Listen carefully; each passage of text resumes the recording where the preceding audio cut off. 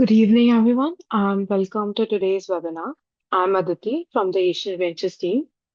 Asian Ventures is a 33-year-old company dedicated to conservation travel experiences across the globe. Asian Ventures is one of the founding force behind the Global Wildlife Fair, created as a platform that brings together tourism, conservation, creativity, and dialogue around the wildlife and nature. It is It also initiated the Indian Wildlife Network as a collaborative platform connecting storytellers and nature practitioners across the country. Let me walk you through what we can expect from this webinar. Through this webinar, we'll take a closer look at vultures and the history of their conservation in India. We'll explore how public perceptions of vultures have changed and why awareness matters for their protection. The session will introduce walking tours as a conservation tool, creating new ways to connect people with nature. We'll discuss the important role of local communities play in conservation.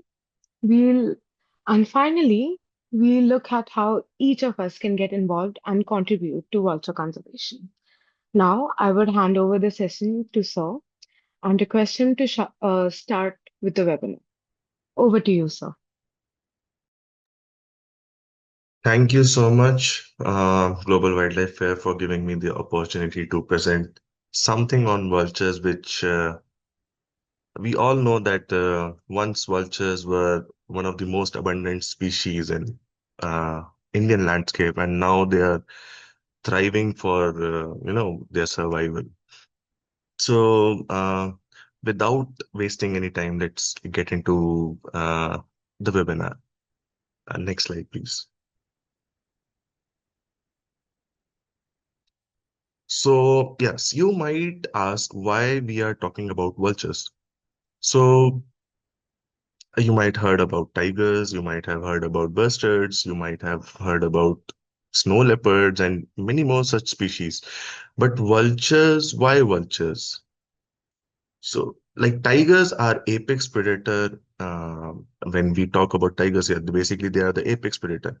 But who are the apex predators when considering birds? It's vultures and eagles, the raptor family. So, as we always mention that tiger is an keystone species to, if we conserve tiger, we are basically conserving all the trophic, we are providing basically conservation to all the trophic level that is in food web. But we forget that vultures are scavengers. So in food web, we have four key elements. So first is the plants, the second is herbivores, the third is carnivores, and the last one are scavengers. Not like only birds, but scavenger mammals are also there, and scavenging insects are also there. So vultures are scavenger birds. So basically, they are situated at that trophic level. And they have the same level of conservation status as that of a tiger. So they are Schedule 1 species. You cannot handle them without any permission. If you possess any part of it without permission, it's illegal. So, yes, just this is just a brief introduction why we are talking about vultures, because I think many of the people know that vultures have suffered one of the most, like you can say, brutal history they have. They have lost around 95 to 97% of their population, specifically talking about India. And that all I'm talking about the resident species. So I think let's move to the next slide where we will talk about the species that are found in India. So I will start with brief with the history how vulture came into limelight for conservation and how we are transforming it through tourism. So here we will talk about Indian vulture. So India is home to seven resident species and two migratory species. These seven resident species are Indian vulture, which is also called long-billed vulture. You can see in the middle picture on the right-hand side, which is having a brownish color. The second one is obviously white-rump vultures. Third is Himalayan griffon. The fourth, the bearded vultures, which is limited to Himalayan and upper Himalayan regions.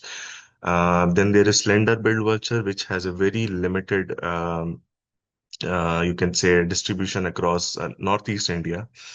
Then there is red-headed vulture, Egyptian vulture, and the migratory ones are basically Eurasian griffon vultures and cinereous vultures. Himalayan griffon vultures are also migratory, but they are resident in India along the upper and lower Himalayan regions. So basically the migratory species are those who are subadults. They migrate towards the plains and then they go back. Basically, this happens during the winter. Yes, next slide, please. So we have divided this particular webinar in four parts. And the first, we will start with the crisis, how and why the crisis happened. Next slide.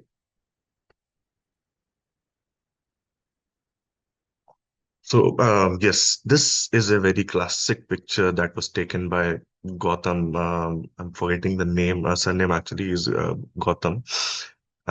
This is somewhere from 1990s, and this is from Delhi. And you can see how many vultures are there. Most of them are white-rump vultures here. And yes, white-rump vultures were the most common vulture that was found in India. So the loss began somewhere around 1990s. And at that time, it was just imagine like if you have 50 million birds and a few thousand dies, nobody knows what is the reason of their death. So, because of that, this death got elevated, and within just 10 years, we lost almost, like you can see, white-rump vultures lost 99.9% of their population. Long-billed vultures, 99.7, slender-billed, 97, and even red-headed vultures, 92. And that is what I am talking about in just 10 years. So, we basically, the loss started from 1990s. And yes, next slide. Yes, so nobody understood like when the decline happened in vulture population, what direct impact or indirect impact it had on like all like wildlife and humans. So here are some cutouts that I found, and the impact was obvious. Like when vultures were around, like I'm talking about 50 million in numbers, and within just 10 years they lost almost 95% of their population. Close to like 40 or 50,000 numbers were remaining when it was around 2003. So because of that, there have been recent researches, which have proven that because of loss of vultures, India has lost more than 5 lakh, like India has experienced 5 lakh extra human deaths because of vulture loss. The vulture loss caused the rabies to spread fast through because of increase in rodent numbers, increase in dogs number, like still rabies cases are skyrocketing every day. And yes, because these are efficient cleaners, we will talk in the next slide how what was the reason of their decline. Next slide, please.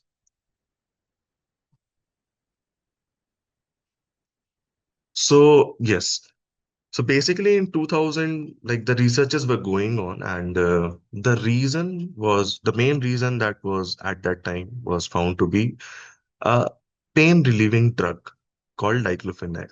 You might be aware of this, that humans still use this for pain relieving.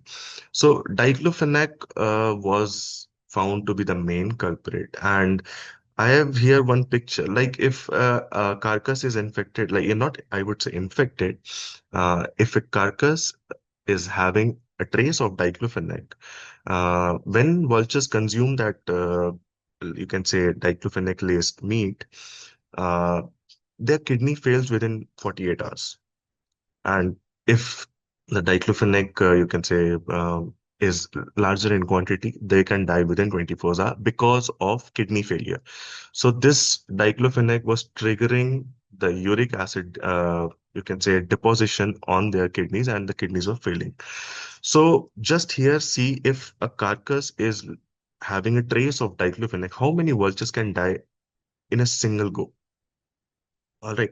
So what happened is that these kind of cases started happening all over India. And why we lost most of the population in India was due to this diclofenac, and we lost the adult population, the breeding population. So just I am giving an idea why, like to understand how this population decline happened. Imagine a migratory species, like strictly migratory species, coming to India and feeding on diclofenac and then dying, and a resident species which is feeding on diclofenac and dying. So the breeding pair of migratory species are definitely in different country or different space where the diclofenac might not be present. Let's assume there is no diclofenac at that time there. So there is the breeding pair, and in India we have the breeding pair in our landscape. So the migrating ones are mostly subadults. They are not the breeding pairs. The breeding pairs are residing there. But in India, there is local migration happening with vultures. So we have breeding population as well as non-breeding population. So if we have like 10,000 vultures of resident species and 10,000 vultures of migratory species, so those 10,000 vultures of migrating species only, like, they will be laying 10,000 eggs, especially like if you consider the migrating species. And in India, they will be having laying 10,000 eggs. After they hatch, so the migrating species, 10,000 will be migrating. Let's assume 10,000 all are migrating. And in India, 10,000, like the subadults, as well as we have like 5,000 more that will, like 10,000 more will be traveling. So, after some maths, I actually concluded this, like I was just concluding this, and it actually horrified me. So, the Indian species, if they are feeding on a diclofenac laced carcass, the population will decline down to 4,000. Like the next year, if the egg laying mature stay alive, then there will be 4,000 egg that will be laid. But for migrating species, that will be standing at 10,000 only, because the migrating ones will not reach there. All right, they will definitely die somewhere in between. The breeding pairs are already there. So that's why we lost the resident population to this drug. And it was just exponential. Okay, and the diclofenac, the one thing with diclofenac was that it was an intramuscular injection. So you can just inject, like anyone without any knowledge of injecting veterinary drug can inject with the you can, if you have the vial. Yes. So next slide, please. So yes, this was the effect. Like in 10 years, we lost 95% of the population, and mostly vultures feed on ungulates. Ungulates means cows, buffaloes, deers, nilgais, sambar deers. Basically, the bigger animals, they are mainly vulture diet is the bigger animals. They definitely feed on small animals, but that is opportunistic. So these drugs were mainly the culprit, and this was the normal scene. Like a single carcass can take down at least 200 to 300 vultures. So if there is a carcass and vultures are landing, that carcass will be finished within, like, if it has from 150 to 200 vultures landing on it, that carcass will be finished within 20 to 30 minutes. That's how fast they feed on the carcasses. Okay, so yeah, next slide.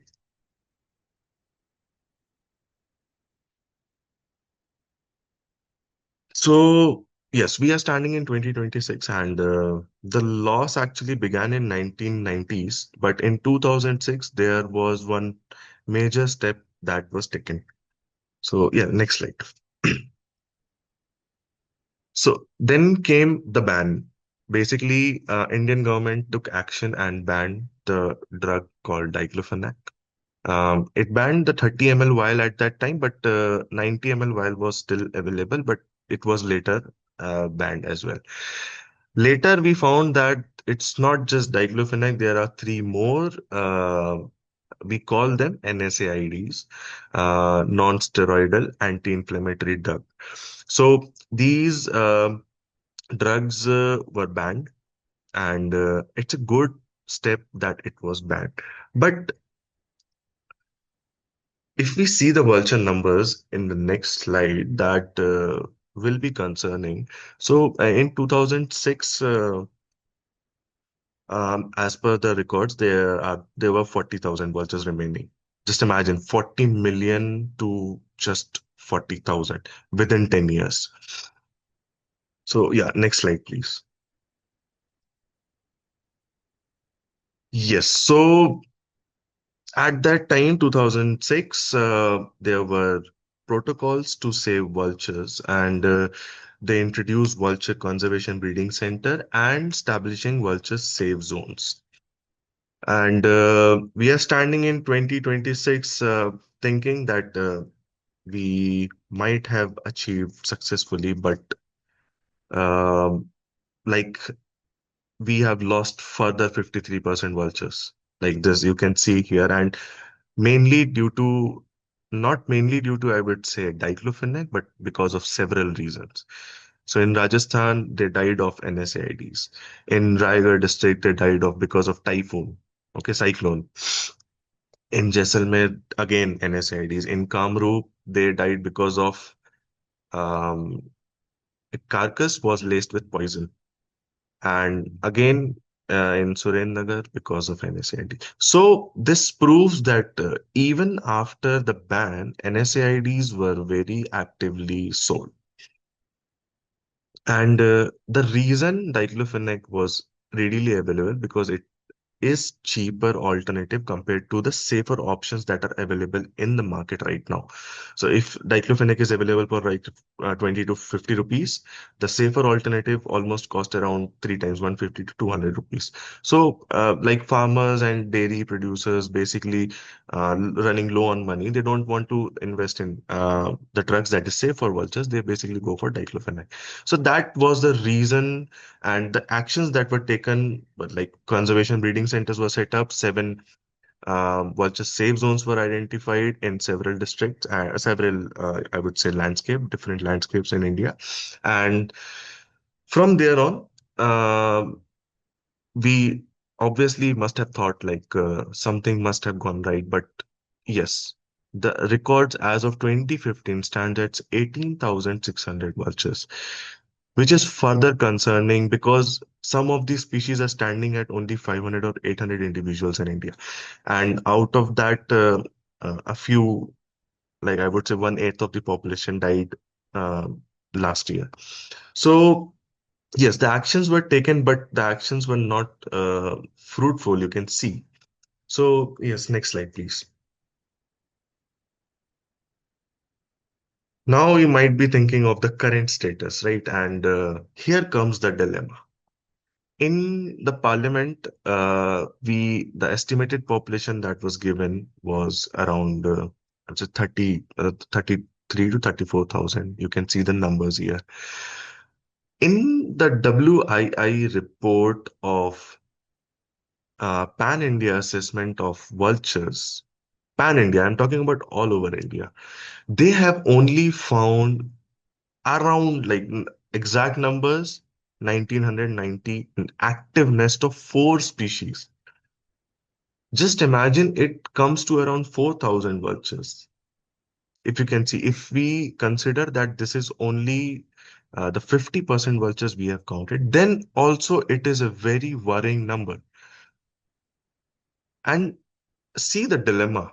Like in parliamentary report, we are having 33,000 numbers, and in Pan India assessment report, we have like only 6,000. I am taking it to the higher side, like 6,000 vultures. Why this data discrepancy is there? You have seen earlier as well in the previous slide that there were 40,000 to now 18,000 vultures. From 18,000 now in 2017, they suddenly became 33,000. Now in Pan India assessment, by the Wildlife Institute of India, prestigious institute, I don't doubt their assessment. That concerns me a lot. Like we are remaining with a few more. Like, I don't think that if this number is there, then even after significant steps, we won't be able to save them after 10 years. But let's be positive because, uh, next slide, please. Yeah, I will talk about this, like why we failed. So there were several reasons for failing on in vulture conservation. Like the idea of breeding center was good, but yes, if you are breeding it in breeding center, if we want viable population in our environment, then they are definitely going back into our normal environment. But the problem was we were not focused on vulture safe zone creations and making safe zones for vultures where vulture can basically be released and they can thrive. So you might have also heard that the vultures have you will see vultures like recently 25 vultures died due to poisoning in Uttar Pradesh. Recently there were six vultures died in Panna. So because of poisoning, again, not diclofenac, but of pesticide poisoning. So basically, we are now, getting into a loop where we are threatening ourselves. Why I say this? Because vultures are one of the most efficient cleaners, and the sheer numbers that used to be there has caused because the decline was very huge. So it has caused the farmers to resort to burying the carcasses. So earlier they can just throw and wait for vultures to land, finish it, and it's all done. But now these carcasses are becoming zones for diseases like rabies, anthrax, and several more diseases which we might not know because these carcasses are now rotting. And yes, other scavengers they definitely consume, but they are not efficient. You might ask, like, hyenas are also scavengers. Yes, hyenas are scavengers, but they are not efficient scavengers. They will eat some part and they will just leave the rest. So vultures, basically, if like 150 or 200 or even 50 vultures land on a carcass, it will be done by the end of the day. Done like you can differentiate if a mammal has eaten a carcass or a vulture has eaten, the bones will be like squeaky clean, shiny. That means vultures have fed on it. So, yes, we failed at many points, but the story doesn't no end here. We, as like I saw my first vulture back in 2021. It was just a casual trip to one of the places in Madhya Pradesh. And while I was watching waterfall, I saw three species right away within 5 minutes. It was Egyptian, red-headed vulture, and this Indian long-billed vulture. So I was actually shocked by the size of it. And with the size, I just want to show you I have a feather of a vulture. Um, I cannot show the size of it.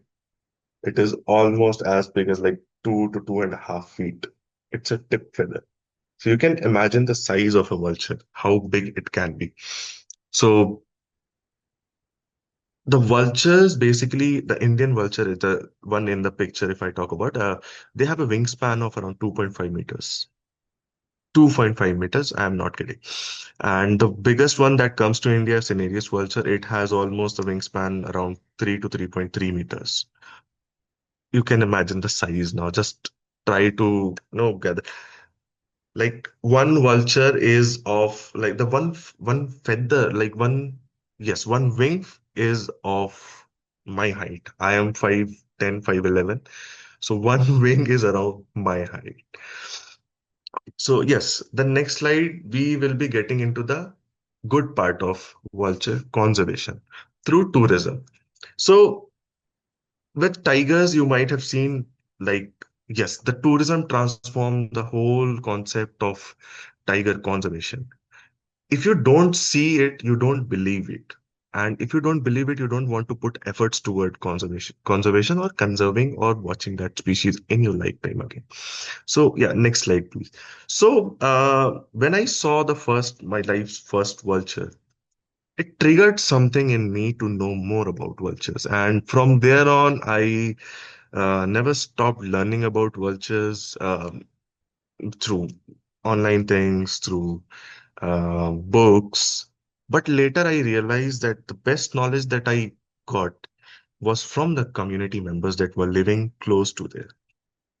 And I had this curiosity, like, to everyone I met in that landscape. I just asked one question, like, show me vultures. Do you know about vultures? How do you perceive vultures? So most of us have heard about this, like everybody, because why vultures are not being into conservation, like not taken into conservation because they are look ugly. But there comes the community part where when I asked about how do you see vultures, and they said that they are beautiful birds. We actually, see them eating, feeding on a carcass. And I have literally seen them sitting with chair in their, you can say farm and watching vultures finishing the carcass. And they just talk about it. Oh, how beautiful it is, how big they are. So casually. And like, we think that we perceive them as bad omen. It's not bad omen. It's actually good omen. So these community members that I met over the last 5 years have helped me uh, lead this idea of conserving vultures. If I ask any one of you, like, do you know how many people are working in tiger conservation? At least 1,000 NGOs are working towards tiger conservation, and now countless people, individuals. When I ask about vulture conservation, how many people you can actually imagine or actually comes into your mind that are working towards vulture conservation? I can bet no one. And if you are like from a conservation background, then you can name 2 to 3 people. That's it. That's it. Like, we have lost 97% of some bird population, and there are only 3 to 4 people or some like several countable NGOs working towards conservation. That is not how we can conserve vultures, right? So from there on, I started talking to communities about vultures, about their landscape. How do you see birds? How do you see things? And they led me to a few places where I saw a place where there were 60-meter patch of rock paintings, and I can like say that they are as old as 8,000 years. So they led me to those places which were untouched. And yes, there is one myth that goes around communities. I asked often that from when on you see that vultures started to, their numbers started to go down. So they always mention that should I say the good one or should I say the bad part? So I said, whatever you like. So this is not an offensive line, it's just the normal talks. So they mentioned since the Brahmins started eating meat, these vultures started declining. And this is very common talk across the community. Like, if you ask a Brahmin community, they will say that the tribal people started hunting them. And if you ask the tribal communities, they will start that when the Brahmin started the eating meat, these vultures started going off. This is just a myth, and I'm just mentioning it because this goes on in the talk, and this is how you have to interact with them. So, how communities helped shape this is I started talking to community, started to understand how they do work here.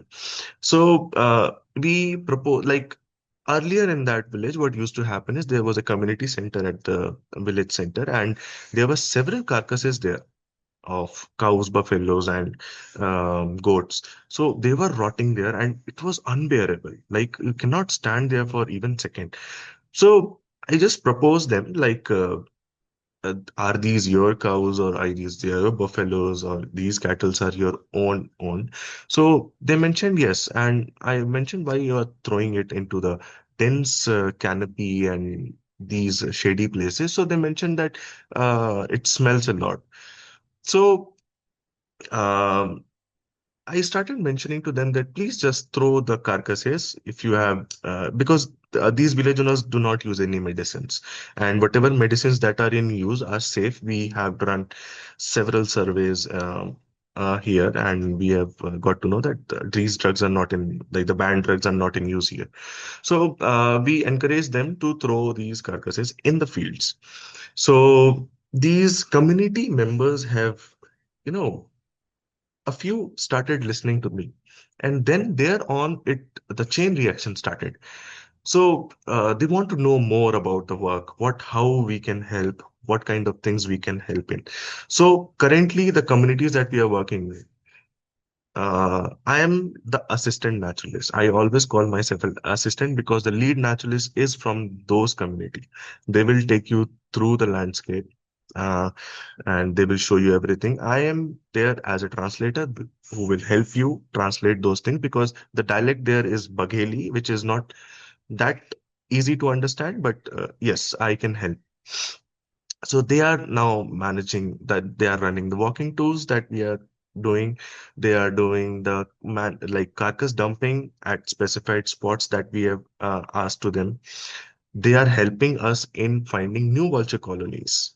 And we have recently, like this year on only, we have found 25 more nests of Indian vulture and Egyptian vultures. And yes, I have this idea of conserving through communities. And yes, they have helped me a lot. So yeah, next slide, please. So the results I am here showing you, it might look impressive, but it can go down within, just a day.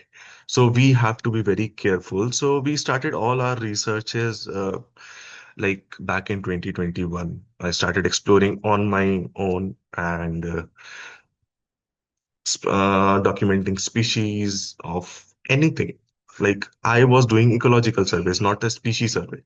So, and I don't talk like I don't want to sound like I was doing a proper survey kind of survey.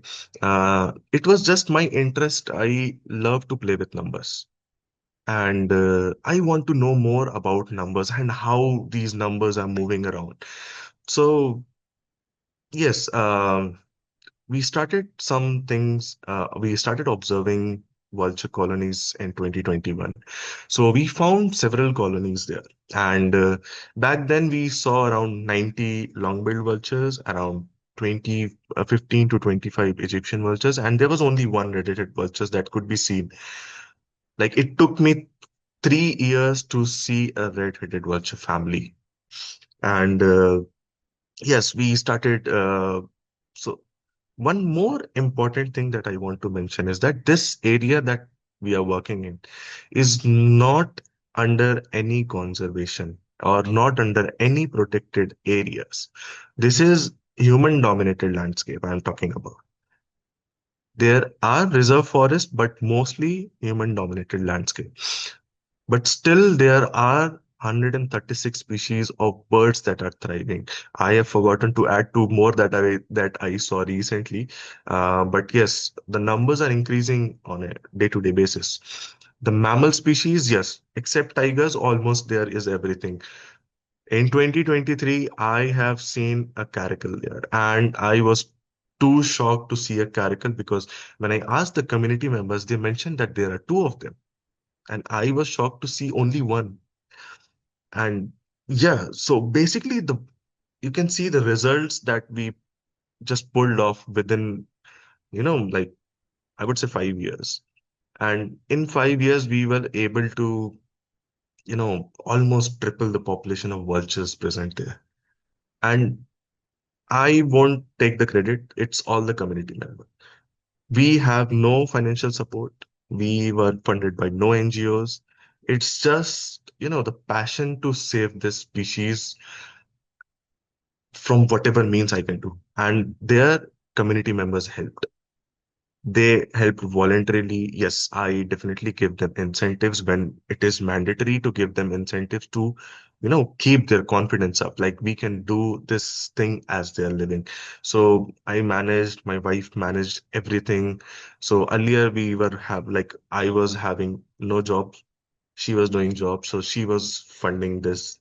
Then we both were like we basically left our job and getting into this was full time.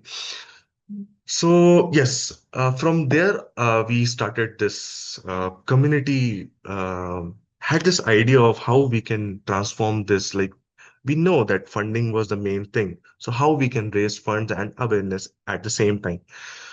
So then came the next idea. Yeah, next slide, please.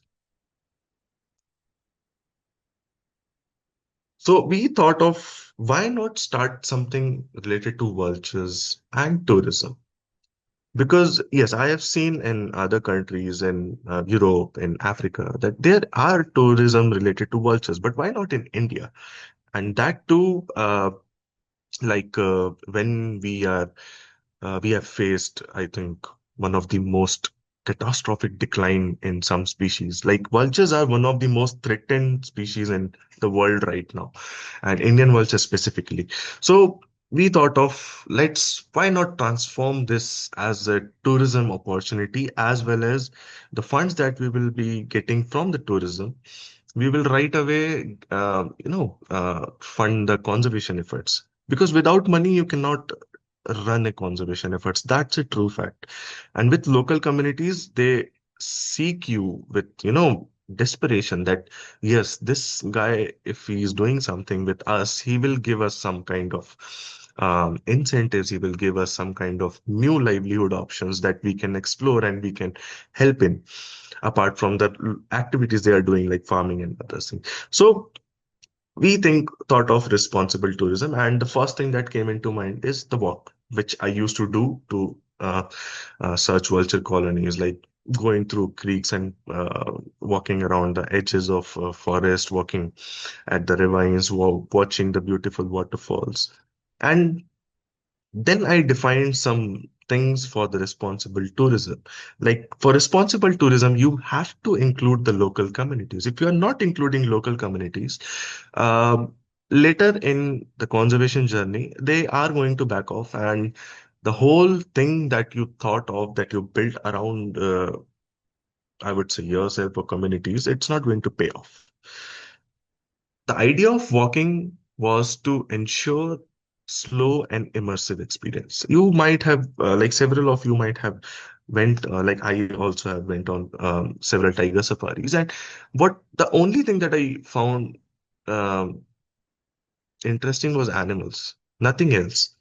Like there is no time to observe the forest. There is no time to, if you see some butterfly, they're not going to stop. It's very hard in today's time that you will find a guide or a driver so good that they will just stop anywhere when you ask. So it was very fast paced, and I don't like observing wildlife at a fast pace. So I started to think of why not introduce something when you are walking on a foot. You will observe species, you will like bird species, you will observe plants, you will observe trees. Even if there is something resin, like recently when I was having a walk in the forest, I found a tree which was having a resin on it, and I was very curious to know like what kind of resin it is. So the local boy actually mentioned that you just dip into the water and you can early morning you can eat. And when I actually took the resin, it was very fragrant. And later I got to know that it was Indian frankincense tree.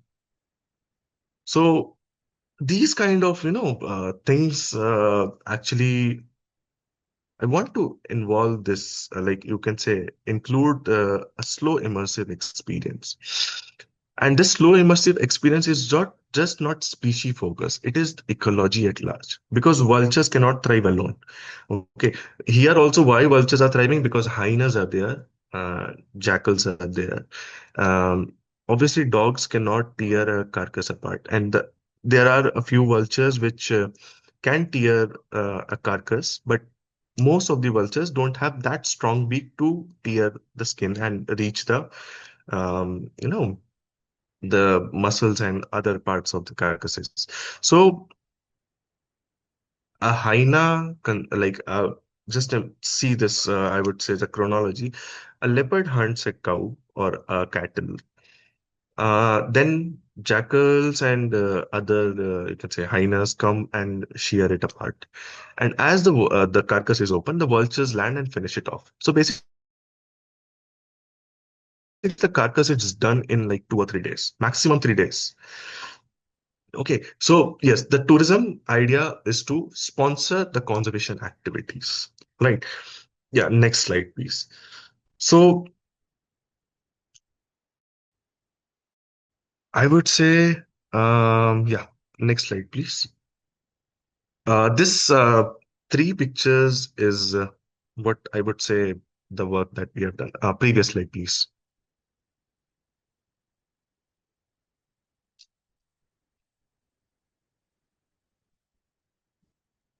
Previous slide, please.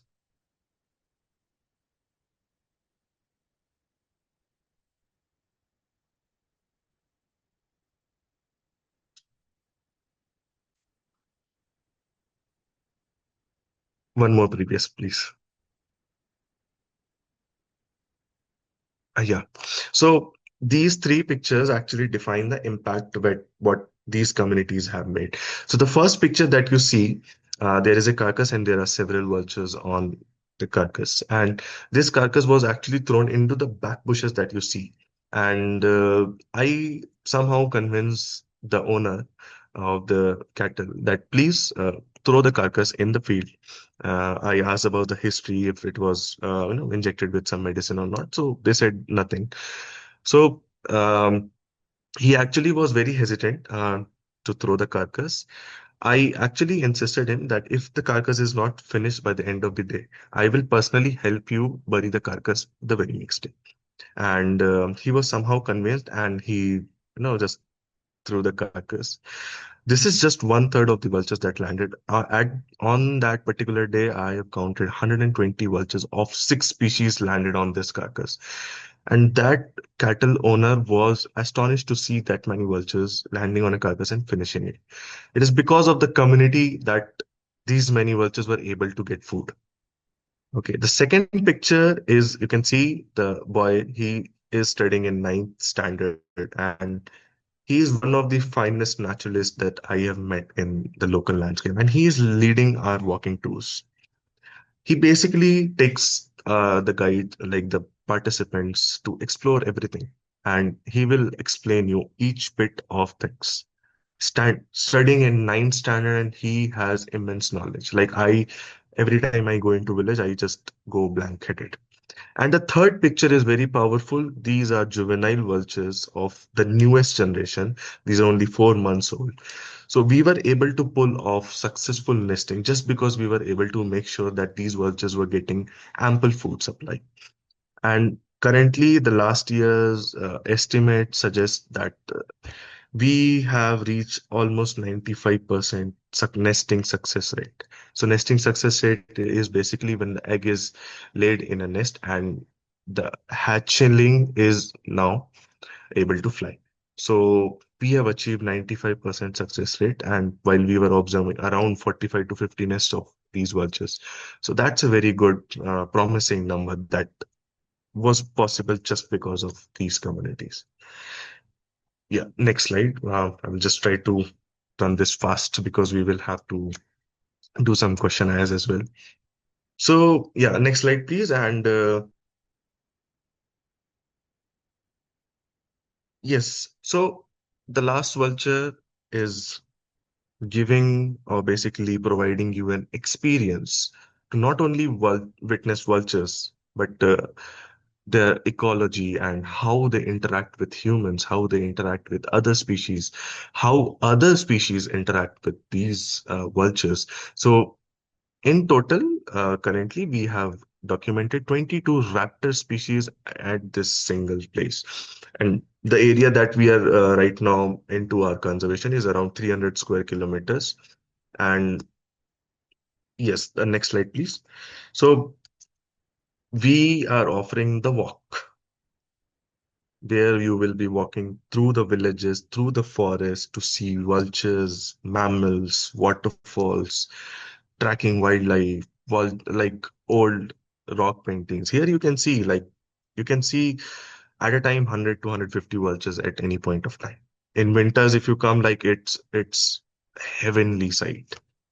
You can see mammals, you can see waterfalls. There are at least seven waterfalls in only in our 300 square kilometer region, and all waterfalls are beautiful, like around 100 to 130 meters high. We also have one of the highest waterfalls in Madhya Pradesh as well, where vultures are thriving. And you can see vultures up close. You can get to know about the history of this landscape through rock paintings, and you will be tracking the mammal species that are thriving in this human-dominated landscape.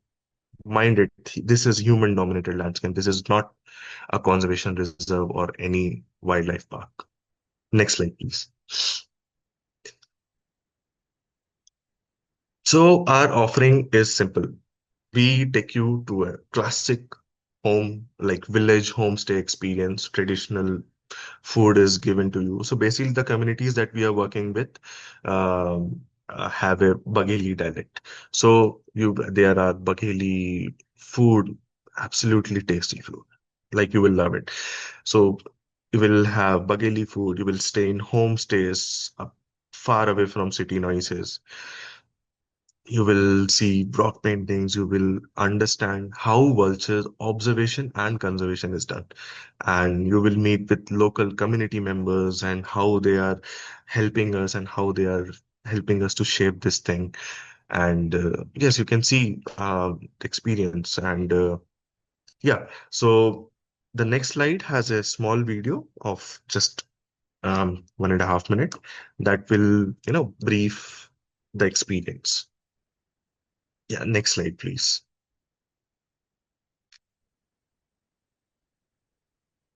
The video will be slightly jittery because it's heavy.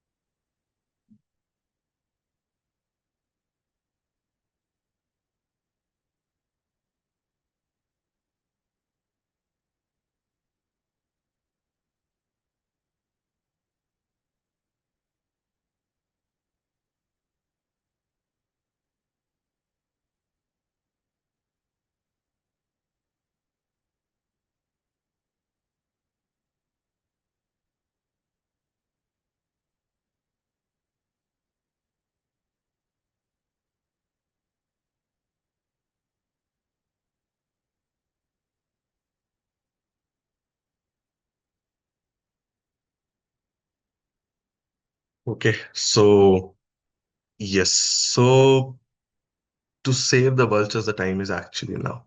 And if you are not going to consume them, then these are definitely going to be the last vultures. And the last vultures was formed on this idea that either this is the last vulture that we are going to conserve, or this is going to be the last vulture that is going to be seen. So Yes, the idea of the last vulture is up to you how you perceive it. I perceive is that this is the last vulture that I'm going to conserve, that it won't require conservation in future. Thank you so much.